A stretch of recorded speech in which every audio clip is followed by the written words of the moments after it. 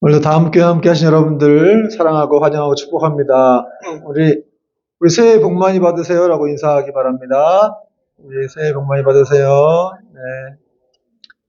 새해 하늘의 복 많이 받으시길 바랍니다. 이번엔 명절이 길어가지고 참 이렇게 어디 고향에 다녀오시는 것도 좀 편할 것 같고 해외 나가시는 분도 계신데 아무쪼록 안전하게 잘 다녀오시길 바랍니다. 오늘 말씀 제목은 성경이 내게 대하여 증언하는 것이니라, 성경이 내게 대하여 증언하는 것이니라는 제목으로 말씀 전하겠습니다. 제가 제일 좋아하는 영화 배우가 있는데 덴젤 워싱턴이라는 배우입니다. 그래서 그분이 나온 영화는 거의 다 봤고, 얼마 전에도 어떻게 우연히 또 한 편을 보게 됐는데 인사이드맨이라는 영화를 봤어요. 여러분 혹시 보셨습니까? 덴젤 워싱턴이 이제 젊을 때였는데 경찰로 나오는 역할이더라고요. 그래서 이제 은행 터리범들과 이렇게 대치를 하고 두뇌 싸움을 하는 내용인데, 결론적으로 은행을 습격한 이 사람들을 못 잡았어요. 왜냐하면 이 사람들이 아주 기발한 그런 머리를 가지고 어떤 계획을 세워가서 이 은행을 습격했기 때문에 그렇습니다. 어떻게 탈출을 했냐면 이 사람들이 이 인진들을 잡아놓고 자기들하고 동일한 옷을 입혔어요. 작업복을 동일하게 입혀놓고 이렇게 준비를 하고 있다가 경찰 특공대가 들어오니까 갑자기 후루룩 이제 몰려나간 거예요. 정문으로. 그러니까 이제 거기 수십 명이 나오니까 누가 뭐 범인인지 모르니까 경찰이 무작위로 다 잡은 거예요. 잡았는데 어쨌든 이 사람들은 그냥 유유히 그 혼란을 틈타서 이렇게 사라지는 그런 내용이었는데, 상당히 좀 기발하기도 하면서, 근데 사실은 돈을 이렇게 목적으로 들어온 사람들은 아니고, 어떤, 이 나치 전범의 뭔가 서류와 그 보석들을 훔쳐가기 위해서 들어온 그런 사람들이었습니다. 근데 이제 여기서 중요한 건 뭐냐면, 이 사람들이 막 잡혔잖아요. 그 상황에서 어떤 사람들은 범인일 거고, 어떤 사람들은 인질인데, 그 인질인 사람들을 잡았나 봐요, 경찰이. 그래서 이제 이 사람을 이렇게 묻고 막 난리치니까 이 인질들이 나는 범인이 아니에요. 나는 범인이 아니에요. 나는 은행 직원이에요. 이렇게 나는 누구예요. 나는 범인이 아닙니다. 막 이렇게 소리 지르는데 거기는 아무도 안 믿는 거죠. 다 똑같은 옷을 입었으니까. 제가 그 영화를 보면서 와, 이 자기를 증명할 수 없는, 누군가에게 나를 증명할 수 없는, 내가 누군지를 이렇게 증명할 수 없는 저런 상황이 되면 정말 답답하겠다. 얼마나 억울할까. 나는 누군데?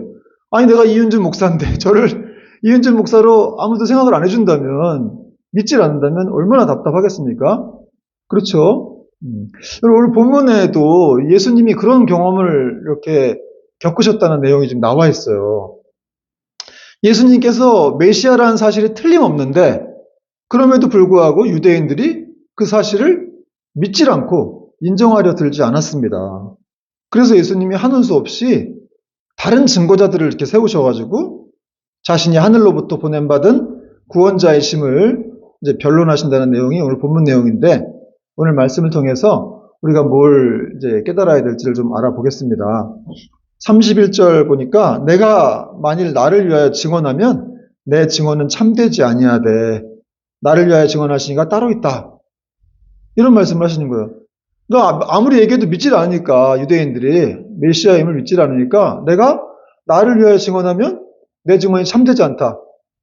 사실은 이제 왜 이렇게 말씀하셨냐면, 당시에 이제 유대인 문화 중에는 어떤 사람이 이렇게 개인적으로 자신에 대해서 말을 한다고 해도 그걸 믿을 가치가 없다, 이렇게 생각하는 문화가 있었어요. 그래서 이제 유대인들은 이제 증인이 필요했죠. 뭘 증명하려면 이제 두세 사람의 증인이 필요하다고 했습니다. 이제 그런 사실들을 예수님이 알고서 이렇게 간접적으로 이제 인정하신 거예요. 내가 나를 위하여 증언하면 내 증언은 참되지 않다. 근데 생각해보면 하나님이 이렇게까지 증거를 하실 필요는 없는데 어쨌든 이렇게 증거하셨습니다. 그리고 예수님은 이제 자신이 메시아 되심에 대해서 증언할 첫 번째 사람을 이제 이 사람이라고 말씀하셨는데, 33절에 보니까 너희가 요한에게 사람을 보내매 요한이 진리에 대하여 증언하였느니라. 누가 예수님을 증언한 거예요? 이 세례 요한이라는 사람이 예수님이 메시아 하셨다라는 것을 증언했죠. 어떻게 증언했습니까? 보라, 세상 죄를 지고 가는 하나님의 어린 양이로다. 이렇게 그러면서 예수님을 다 보라고, 예수님을 쫓아가라. 자기의 핵심 제자도 예수님을 따라 보냈죠. 참 대단한 사람입니다. 그렇지만 또 주님은 뭐라고 말씀하시냐면 나는 이 사람에게서 증언을 취하지 않는다라고 또 이렇게 말씀하셨어요. 34절에 보니까 그러나 나는 사람에게서 증언을 취하지 아니하노라. 다만 이 말을 하는 것은 너희로 구원을 받게 하려 함이니라. 왜 사람에게서 증언을 취하지 아니한다고 하셨을까요? 지금 세례 요한에게서 증언을 취한다고 하셔놓고 그러나 나는 사람에게서 증언을 취하는 그런 사람이 자가 아니다. 이렇게 말씀하신 것이죠. 여러분, 아니 그렇잖아요. 하나님이 무슨 사람한테 증언을 취하겠습니까? 하나님의 하나님 되심을 무슨 사람이 증언한다고 해서 또 그거 안 한다고 해서 그분이 하나님 되심이 아닌 건 아니기 때문에 세례 요한이 예수님을 하나님의 아들로 증언하지 않아도 그분은 하나님이신 거고 또 요한이 증언을 했다고 해도 그 이유 때문에 그분이 또 하나님 되시는 것은 아니라는 거예요.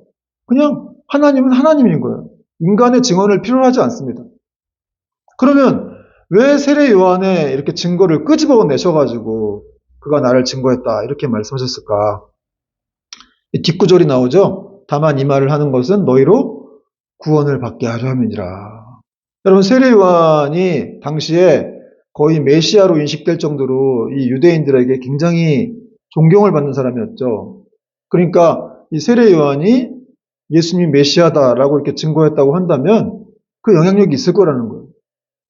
그러니까 세례 요한이 이렇게 했으니까 너희들도 이제 나를 메시아로 믿어라 하는 걸 이렇게 말씀하신 거죠. 그래서 나는 세례 요한을 들어서 그렇게 나를 증거하게 한 것이다. 한마디로 그 당시에 있는 많은 사람들 자기가 예수님이 아무리 얘기해도 믿질 않으니까 메시아라고. 그러니까 세례 요한이 증거했으니까 그 사람 너희들이 그 사람은 존경하니까 그의 말을라도 믿어라. 그리고 제발 나를 믿어라. 이렇게 말씀하신 겁니다. 좀 애처롭죠. 예수님의 어떤 아니 하나님이신데 지금 예수님의 아들이시고 이 땅에 내려오셔서 인간의 옷을 입고 내려오셔가지고 그냥 그 고생을 하고 이 사역을 하시는데도 불구하고 정말 이렇게 사람들이 믿질 않으니까 세례 요한의 말이라도 그 말을 듣고 나를 믿어라. 그래서 여러분 세례 요한을 이제 비추는 등불이라고 표현했습니다. 35절 보니까 요한은 켜서 비추이는 등불이라 너희가 한때 그 빛에 즐거이 있기를 원하였거니와. 세례 요한이 예수님처럼 참 빛은 아니지만 그 빛에 파생되어서 예수님을 비추는 등불 정도의 어떤 대단한 사람이었죠. 그리고 사람들은 세례 요한을 존경했기 때문에 그 빛에 즐거이 있기를 원했다는 거예요. 그 빛에 많이 이렇게 모여 있었다는 것이죠. 그러니까 그 사람의 말을 듣고서라도 나를 믿어라. 그런데 주님께서 이런 말씀을 또 하십니다. 내가 근데 요한보다 더 큰 증거가 있다. 내가 메시아라는 더 증거가 있는데 그게 뭔지 아냐? 두 번째 증거를 말씀하시는데 36절 같이 한번 읽어볼게요. 시작. 내게는 요한의 증거보다 더 큰 증거가 있으니 아버지께서 내게 주사 이루게 하시는 역사 곧 내가 아는 그 역사가 아버지께서 나를 보내신 것을 나를 위하여 증언하는 것이요. 이게 뭐라는 거예요? 세례 요한보다 더 큰 증거는 뭡니까? 역사. 그렇죠? 아버지께서 내게 주사 이루게 하시는 역사. 바로 예수님이 하셨던 모든 행하셨던 사역들. 또 그분이 행하신 기적들. 예수님이 병자를 다 고쳐주시고 또 무리를 거르시고 또 오병이어를 행하셔서 5천 명 이상 되는 사람들을 다 먹이시고 또 죽은 나사로와 같은 사람들을 살리는 그런 일, 그런 역사, 그것이 바로 내가 하나님으로부터 보내받은 그런 구원자라는 증거가 된다는 거예요. 그러니까 내 말을 안 믿거든 그런 역사라도 보고 좀 믿어라. 이렇게 지금 하소연하시는 것이죠, 예수님이. 그리고 예수님은 이제 세 번째로 자신에 대해서 증거할 더 큰 분을 소개하십니다. 37절 또한 나를 보내신 아버지께서 친히 나를 위하여 증언하셨느니라. 누가 증언했어요 또? 아버지께서. 그렇죠? 성부 하나님께서 자신을 증언하셨다는 거예요. 여러분 이 예수님이 요단강에서 물에서 이렇게 세례받고 올라오실 때 하늘이 열렸어요. 하늘이 열리면서 거기서 이제 음성이 들렸죠. 어떤 음성이었습니까? 하늘로부터 소리 있어 말씀하시되 이는 내 사랑하는 아들이요 내 기뻐하는 자라. 하늘이 열리면서 그 소리가 나온 거예요. 하나님 아버지가 예수님을 증거하신 것이죠. 이는 내 아들이다. 이 너희를 구원할 유일한 구원자다. 그때 이제 성령이 비둘기같이 내렸다고 말씀하고 있죠.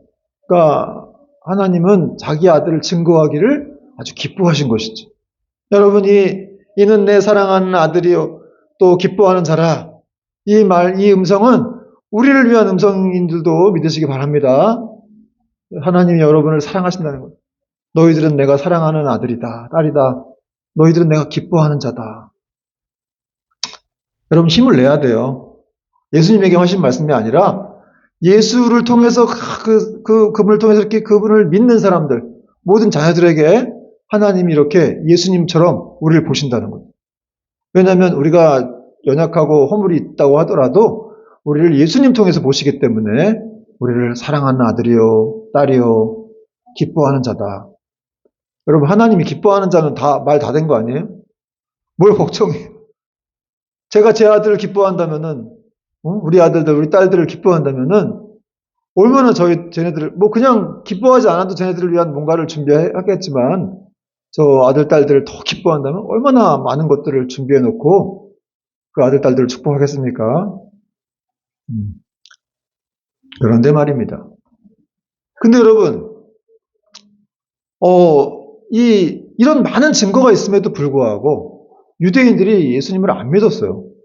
그 증거와 그 어떤 이유가 또 있는데 그걸 이제 38절에서 말씀하십니다. 38절 같이 한번 읽겠습니다. 시작. 그 말씀이 너희 속에 거하지 아니하니 이는 그가 보내신 이를 믿지 아니함이라. 유대인들이 왜 안 믿은 거예요? 그 말씀이 지금 너희 속에 거하지 않는다는 거예요. 말씀이 너희 속에 거하지 않는다. 여러분 이게 이해가 됩니까? 유대인들은 성경에 능통한 사람들이었어요. 구약 율법에 능통한 사람들이었는데 전문가들이었죠. 대부분. 성경의 지식들을 내용들을 누구보다도 잘 알았습니다. 그런데 그 안에 말씀이 없다는 거예요. 그 이유가 뭘까요? 여러분 유대인들이 부지런히 성경 읽었습니다. 연구도 많이 했는데 근데 이 사람들이 그 성경 속에서 하나님을 찾거나 그분의 음성에 귀 기울이려고 노력하지 않았다는 거예요. 그거보다는 자신들의 생각과 전통, 어떤 사상을 지지하기 위한 그런 논증을 찾고자 성경을 이용했다는 것이죠. 마치 내 입맛에 맞는 어떤 말씀만을 이렇게 내가 그런 생각을 갖고 있는데 거기에 좀 뒷받침해줄 어떤 성경이 없나 이런 것들을 찾았다는 거예요. 다시 말해서 유대인들의 내면은 자신들의 신앙과 사상과 그리고 자기 생각으로 가득 차 있어요. 그래서 그것을 뒷받침해줄 만한 어떤 성경의 증거들에는 관심이 있지만 그것을 밀어내는 하나님의 음성에는 관심이 없었던 것이죠. 그래서 여러분 우리가 이 자기 생각과 사상으로 가득 찬 그런 사람들은 예수님을 따라가기가 어렵습니다. 오늘도 제가 오늘 주일 큐티를 하면서 이 베드로가 이제 어부인데 한 마리도 못 잡은 거죠. 그런데 이제 예수님께서 깊은 데로 가서 그물을 던지라 하니까 어부로서 잔뼈가 굵은 사람인데 베드로가 어디 목수의 말을 듣고 그냥 어디 깊은 데 나가서 물 흐름이라든지 언제 나가야 고기 잡는 걸 많이 잡는다는 걸 알게 된 그런 어부인데 그러나 그 예수님 말씀을 듣고 그 말씀에 의존해 나갔더니 정말 많은 걸 그물이 찢어질 정도로 잡았다는 것이죠. 그러니까 사실 이렇게 우리의 생각을 좀 내려놓고 정말 하나님의 말씀을 붙드는 것이 사실은 쉽진 않아요. 그러나 그렇게 우리의 생각과 사상을 내려놓고 하나님 말씀으로 채워질 때 우리는 더 예수님을 잘 믿을 수가 있다는 것이고 또 오늘 이렇게 베드로처럼 많은 열매들을 거둘 수 있다는 것입니다. 여러분 이런 사실들 이렇게 성경을 많이 읽고 능통한 사람들이었지만 그 안에 말씀이 없었다. 이것은 우리에게 적용해 보자면 우리도 그럴 수 있다는 거예요. 우리도 성경을 부지런히 읽고 연구도 하는데 우리 안에 말씀이 없을 수 있다는 거예요. 왜냐하면 다친 마음으로 성경을 읽거나 또 우리의 내면에 자신의 것들이 가득 차 있으면 부정적인 생각, 어떤 사상들 또 개똥 철학들 이런 것들이 가득 차 있으면 하나님 말씀이 들어갈 공간이 없는 거예요. 예수님이 들어갈 자리가 없어요. 그래서 그런 말씀이 내 안에 없는 상태에서 기도를 하게 되면 어떻게 되겠습니까? 우리 욕망대로 기도를 할 수밖에 없는 거겠고, 또 그런 사람이 말을 하게 되면 인간적인 어떤 인본적인 말들이 독설들이 뿜어져 나올 수밖에 없는 것이죠. 그러나 우리 안에 말씀이 있을 때, 말씀이 있으면 어떻게 돼요? 말씀이 있으면 예수님 뭐라고 하셨어요? 말씀이 내 안에 거하면 너희가 내 안에 거하고 내 말이 너희 안에 거하면 무엇이든지 원하는 대로 구하라 하셨습니다. 말씀이 우리 안에 있으면 많은 열매들을 맺게 된다는 것이죠. 원하는 대로 구해도 답을 주신다는 거예요. 그러므로 여러분 중요한 건 뭐냐? 예수님을 친정으로 영접하고 그분을 믿는 거예요. 그러면 그 말씀이 우리 안에 들어오는 것이죠. 어떤 말씀을 보든지 그 말씀을 진짜 믿는 거예요. 그리고 그 말씀이 역사하실 수 있도록 마치 베드로 같이 그 말씀에 의지해서 그물을 내리는 것이죠. 하나님이 하실 수 있도록 우리의 생각과 한계를 다 내려놓고 정말 그 말씀을 붙드는 것이죠. 그럴 때 그 말씀이 내 안에 거한다는 거예요. 그리고 성경을 보더라도 예수님이 이 속에서 하나님의 음성을 어떻게 나에게 들려주실까? 어떤 말씀을 하시는 걸까? 그냥 아니 성경 박사가 되려고 성경 읽는 게 아니잖아요. 그렇죠? 성경을 읽고 그분을 만나는 게 목적이기 때문에, 그래서 그분의 뜻대로 사는 게 목적이기 때문에 계속해서 성경을 읽으면서 그분의 뜻을 구하려고 할 때 이런 은혜가 우리 안에 말씀이 거하는 역사가 있다는 것이죠. 그래서 예수님은 오늘 너희가 성경을 읽지만 왜 이렇게 못 깨닫느냐? 바로 그러나 성경은 나를 지칭하는 것이다. 나를 증언하는 것이다. 이렇게 말씀하셨습니다. 39절 너희가 성경에서 영생을 얻는 줄 생각하고 성경을 연구하거니와 이 성경이 곧 내게 대하여 증언하는 것이니라. 여기 제목 나왔죠? 성경은 내게 대하여. 바로 성경이 증언하는 건 예수님이라는 거예요. 유대인들은 성경에서 영생을 얻는다고 생각했어.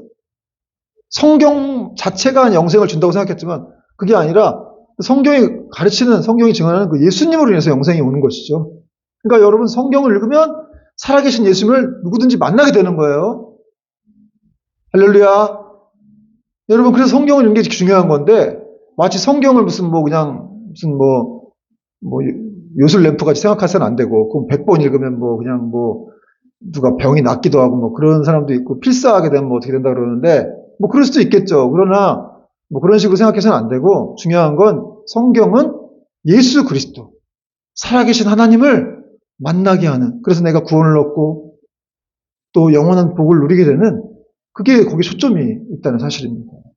여러분 이 성경을 읽고서 예수님 만난 사람들 엄청 많습니다. 우리가 잘 아는 이 서방 세계 이 신학을 집대성했던 오거스틴이라든지 또 종교개혁을 단행했던 마틴 루터라든지 존 칼빈이라든지 또 존 낙스라든지 스펄전 목사님이라든지 얼마나 많은 사람들이 성경을 이렇게 읽고서 예수님 만나고 그 인생이 확 바뀌었는지 몰라요. 성경을 맹목적으로 읽는 건 문제가 되지만 그러나 그 살아계신 하나님을 거기서 만나겠다고 하는 그런 마음으로 읽게 되면 이런 자기 인생의 큰 획을 긋는 그런 역사들이 있다는 것이죠. 여러분 한 사람만 소개해 주고 싶은데 러시아의 대문호죠. 이 도스토예프스키 같은 사람들, 죄와 벌, 또 카라마조프가 형제들을 썼던 이 아주 훌륭한 소설가인데 이 사람 여러분 이런 예화 들어보셨을 거예요. 이 사람이 원래 젊었을 때 이제 사회주의 운동을 하다가 이제 시베리아 수용소로 가서 사형을 당하는 그런 처지에 놓이게 되었었죠. 그래서 기차 타고 가는데 그때 이제 한 부인이 기차가 간 역에 섰을 때 이제 성경을 이렇게 전해주는 그런 일들이 있었어요. 그 성경이 이렇게 전해져서 이제 도스토예프스키까지 이제 오게 된 거죠. 그래서 이 사람이 그 사형당하는 순간까지 성경을 계속 읽었다. 기차 안에서도 신약 성경 계속 읽고 또 읽고. 그리고 이제 어쨌든 이 사람이 나중에 살게 되죠. 황제의 직사가 와가지고 이제 멈춰라 해놓고 이제 그러니까 나는 다시 태어났다. 다시 태어나는 감정을 느꼈다라고 고백을 하면서 그것은 결국 이제 하나님의 은혜라는 것을 이 사람이 발견하게 되는데 나중에 이렇게 말했어요. 누군가가 내게 그리스도는 진리가 아니라고 증명한다 하더라도 나는 그리스도와 함께 있고 싶다. 예수님이 진리인지 아닌지는 지금 내게 중요하지 않다. 중요한 것은 내가 신약을 읽다가 만난 그 예수와 함께 살고 싶다는 사실이다. 정말 아무도 어릴 때 태어나서 예수님을 경험해보지도 못한 이런 사람이 예수님을 만나고 나서 그 신약 성경 한 권을 통해서 이렇게 변화가 되어지고 또 그 나머지 인생을 이제 예수님께 바쳐서 많은 작품들을 이제 쓰게 되죠. 저도 이제 다 읽지는 못했지만 이제 죄와 벌도 좀 읽다 말고 이제 카라마조프가 형제도 좀 읽다 말고 너무 지루하긴 한데 어쨌든 그 내용 자체는 너무 좋죠. 그리고 정말 그 기독교의 어떤 그런 관련된 이야기들을 이렇게 풀어내는 그 내용들이 참 감동적이라는 생각이 드는데 그렇게까지 쓸 수 있어도 원동력은 바로 이 성경 때문이라는 거죠. 이 사람이 성경을 읽고서 예수님을 만났다는 것이죠. 여러분 우리나라에도 이렇게 성경을 읽고 예수님 만난 사람 굉장히 많아요. 목사님들도 많고 또 어떤 가수였는데 영화배우였는데 또 이렇게 감옥에서 성경을 읽다가 또 이렇게 인생이 변화돼서 정말 자기가 주님께 붙잡히는 그런 경험도 하게 되고 그러므로 이렇게 대단하고 정말 진짜 위대한 성경이에요. 이 중요한 성경을 우리가 이 성경을 대할 때 우리는 어떤 마음으로 대하고 읽고 있는지 그걸 좀 돌아보자 이 말이에요. 올해 2025년 한 해는 우리가 맨날 성경 읽고 있긴 하지만 그냥 빨리 막 읽고 넘어가려고 하는 그런 마음들이 아니라 이 속에서 예수님을 발견해야 된다는 거죠. 이분이 지금 나에게 무슨 말씀을 하시는 것인가. 그런 노력들이 있다 보면 정말 우리 인생은 변화될 것입니다. 모든 성경은 하나님의 감동으로 된 것으로 의로 교육하기에 유익하다. 바르게 하고 책망하고 또 의로 교육하기에 유익하다. 온전케 하기 유익하다. 이런 말씀들을 하고 있기 때문에 우리가 성경을 읽을 때 정말 놀라운 변화를 얻게 될 것입니다. 여러분 올 한 해도 우리 교회는 계속해서 성경을 읽고 연구하되 그 안에 성경만 무조건 읽는 게 아니라 그 안에서 예수님을 발견하고 그분의 음성을 듣고 우리의 삶이 정말 그분이 또 변화되는 역사가 있기를 축원합니다. 그리고 또 오늘 계속해서 주님은 그렇다면 유대인들이 왜 예수님을 안 믿는가에 대해서 말씀하고 계시는데요. 두 가지를 말씀하셨어요. 40절과 42절까지인데 그러나 너희가 영생을 얻기 위하여 내게 오기를 원하지 아니하는도다. 41절 나는 사람에게서 영생을 취하지 아니하노라. 다만 하나님을 사랑하는 것이 너희 속에 없음을 알았노라. 유대인들이 예수님을 거부하는 이유 두 가지 뭐예요? 예수님께 나오기를 원하지 않는다는 거예요.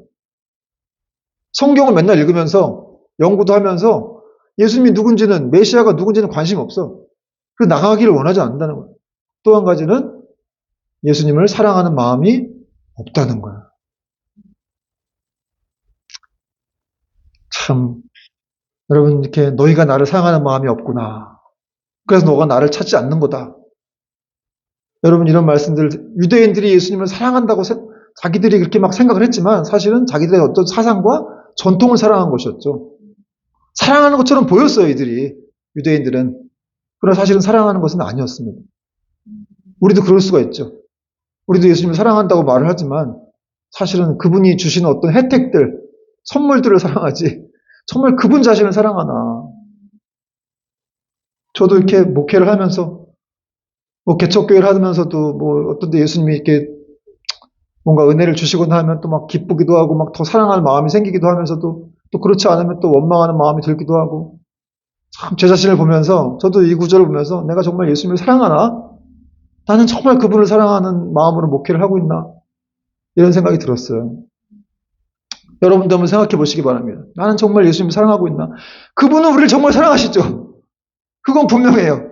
자기 아들까지 주셨으니까 하나님이 그 아들까지 누가 어떻게 아들을 줍니까? 그걸 아낌없이 아들을 줬는데 그 사랑은 나의 사랑은 영원하다. 내 약속은 영원하다. 그 사랑은 지금도 성령님을 통해서 확증하고 있다. 이렇게 말씀하고 있는데 우리는 과연 그분을 사랑하고 있는가?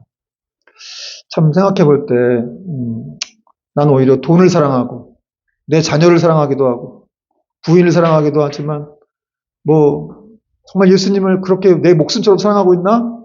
이런 생각을 해보니까 참 부끄럽더라고요. 여러분 다윗이 시편 18편 1절에서 이런 고백을 했어요. 나의 힘이 되신 여호와여 내가 주를 사랑하나이다. 제가 읽으면서 그 감동이 확 오더라고요. 나의 힘이 되신 여호와여, 내가 주를 사랑하나이다. 여러분도 이런 고백으로 올해를 또 주님과 함께 동행하길 바랍니다. 여러분, 우리 주님은 우리를 너무 사랑하세요. 너무너무 사랑하십니다. 그러나 우리가 정말 주님을 사랑하기를 원하고 계시죠. 그렇게까지 우리는 발전해 나가야 돼요. 사랑의 특징은 뭐예요? 주는 것이죠. 아낌없이 주는 거예요. 마지막으로 예수님이 이제 유대인들이 믿지 않는 두 가지 이유를 또 말씀하셨는데, 유대인들은 진리보다는 거짓 메시아를 대망하는 마음이 있었기 때문이고, 또 한 가지는 사람의 영광을 구하려고 했기 때문이라는 거예요. 그래서 이제 43절에 나는 내 아버지의 이름으로 왔음에 너희가 영접하지 아니하지만 만일 다른 사람이 자기 이름으로 오면 영접하리라. 그 유대인 사회에서 이단들이 막 일어났었어요. 자기 이름을 드러내고 싶은 그 유대인들이 막 일어났기 때문에 그들은 믿을 거라는 거예요. 이 사람들이. 나는 안 믿지만 그 거짓 선지자들은 너희가 믿을 것이다. 왜냐하면 그들이 너희 이익과 생각에 부합되는 인물들이기 때문에 그렇다. 나는 진리이기 때문에 너희가 나를 불편해한다. 나를 사랑하지 않고 나를 불편해하기 때문에 나를 믿지 않고 너희들의 어떤 뭔가를 채워줄 그 거짓 선지자들을 대망하는 마음이 있어서 나를 더 믿지 않는 것이다. 또 하나는 이제 사람의 영광을 추구하기 때문이라고 말씀하셨습니다. 유대인들이 굉장히 사람의 어떤 인기와 그 칭찬을 너무 바라던 그런 사람들이었어요. 그래가지고 막 시장 어귀에도 가다가 막 손들고 기도하고 막 기도하는 척하고 그냥 자기가 잘하는 척 다 했죠. 그러나 그 속에는 하나님을 사랑하는 마음이 하나님의 영광을 추구하는 마음이 없었던 거예요. 여러분, 우리도 살면서 또 교회 안에서도 우리가 참 사람의 인기나 어떤 그런 칭찬을 받기 위한 누가 좀 칭찬 좀 안 해주고 누가 알아주지 않으면 마음 삐지고 그럴 때가 있죠. 회사 안에서도 누가 좀 알아주지 않으면 막 그냥 서운하고 그것이 다 사람의 영광을 추구하는 교회에 와서도 우리 교회는 그럴 일이 없지만 막 건물이 아름다운 교회 같은 데 가서는 막 그런 건물만 보고 막 반하고 막 어떤 찬양 소리에 반하고 어떤 연예인들이나 이런 사람들만 보다가 오면 하나님 만나러 왔다가 그런 사람들 보고 가면 그건 사람의 영광을 취하는 것이라는 것을 예수님 지금 말씀하시거든요. 아무리 교회가 작아도 아무것도 없어도 정말 예수님만 집중하고 바라볼 수 있는 그런 것이 될 때 너희가 이것이 하나님의 영광을 취하는 것이다 라고 말씀하시는 것이죠. 그렇게 사람의 영광을 취하게 될 때 그것이 나에게 나오지 못하는 그런 장애물이 된다는 거예요. 그래서 여러분, 사실 어떻게 보면은 그 목회자들이 제일 사람의 영광을 취할 수가 있다는 생각이 들기도 하더라고요. 목회자들, 유명하신 분들은 막 많은 인기와 사랑을 받다 보니까 하나님의 영광을 가릴 수도 있겠다. 진짜 두려워해야 되겠다. 설교 잘해가지고 교회가 다 사람들이 몰려가면 그냥 그분을 그냥 하나님처럼 이렇게 생각하는 그런 성도들도 있어서 참 정말 위험할 수 있겠구나. 그래서 저는 참 감사하더라고요. 설교도 잘하는 것 같지도 않고 그때 유명하지도 않고 그래서 사람도 별로 없고 그냥 이렇게 조그만 교회 하고 그래서 그냥 주님만이 영광 받으시면 되겠다. 저를 통해서 그런 생각이 들어서 참 감사했습니다. 여러분, 말씀의 결론을 맺겠습니다. 사랑하는 여러분, 하나님께서 우리에게 성경을 주신 이유가 있다는 거예요. 많은 지식을 축적해가지고 그 지식을 자랑하고 그래서 남을 판단하고 정죄하고 그러라고 주신 것이 아니고 또 자기 생각과 어떤 그 사상을 지지하는데 그걸 발견하려고 성경을 주신 것이 아니라 그 성경 안에서 우리가 예수 그리스도를 찾고 그분을 발견하고 그래서 우리가 구원을 얻어서 영생에 이르도록 하기 위해서 하나님이 우리에게 성경을 주셨다는 것이죠. 그러므로 우리가 이 귀한 성경을 정말 소중하게 생각해야 되고 다친 마음으로 성경을 읽으면 안 되고 그냥 내 사상과 어떤 생각들이 가득 찬 채로 성경을 읽으면 하나님 말씀이 거할 수 있는 공간이 없다는 거예요. 그러므로 우리가 성경 한 구절을 읽더라도 정말 기도하면서 성령님의 조명 가운데 사실 우리가 믿는 자이기 때문에 성경을 볼 수 있는 거 아닙니까? 그렇죠? 그 성경을 듣고 깨닫기도 하고 오늘 나에게 이렇게 말씀하시는구나. 또 이런 은혜를 주시는구나. 또 이런 어떤 찔림되는 말씀을 주시는구나. 이게 우리가 믿는 자이기 때문에 이게 가능한 거예요. 그러니까 우리가 하나님의 자녀로 이렇게 거듭나서 성경을 볼 수 있게 되고 그 선물을 우리에게 주셨다고 하는 그 사실은 성경을 연애 편지를 하나님의 연애 편지라고 하는데 그렇게 우리를 사랑하기 때문에 성경을 주신 것입니다. 그 성경을 보면서 너희가 나를 바라보라는 거예요. 나를 더욱더 바라보라. 나를 생각하라. 세상의 걱정, 염려 그런 것도 생각하지 말고 문제 생각하지 말고 내 음성을 들으라는 거예요. 내 양은 내 음성을 듣나니. 여러분 주님의 양들은 우리는 주님의 음성을 들을 수밖에 없습니다. 정말 유대인들은 빛이 없어가지고 성경을 깨닫지 못했지만 그러나 우리는 빛이 있는 거예요. 성령님의 빛, 예수 그리스도의 빛이 있기에 우리는 성경을 깨닫기도 하고 다 깨달을 수는 없지만 어쨌든 그런 연구하고 또 그런 애를 주셔서 우리가 주님을 만나서 영생에 이를 수 있게 되는 것이죠. 여러분 이런 축복을 입은 성도로서 우리가 또 올 한 해를 또 하나님의 영광을 위해서 사람의 영광보다는 하나님의 영광을 구하면서 또 이 세상에 그렇게 이 성경이 무엇인지 알지 못하고 하나님의 사랑이 무엇인지 알지 못하는 사람들에게 나아가서 또 그들에게 복음을 전하는 저와 여러분 될 수 있기를 주님의 이름으로 축원을 드립니다. 아멘. 찬양하겠습니다.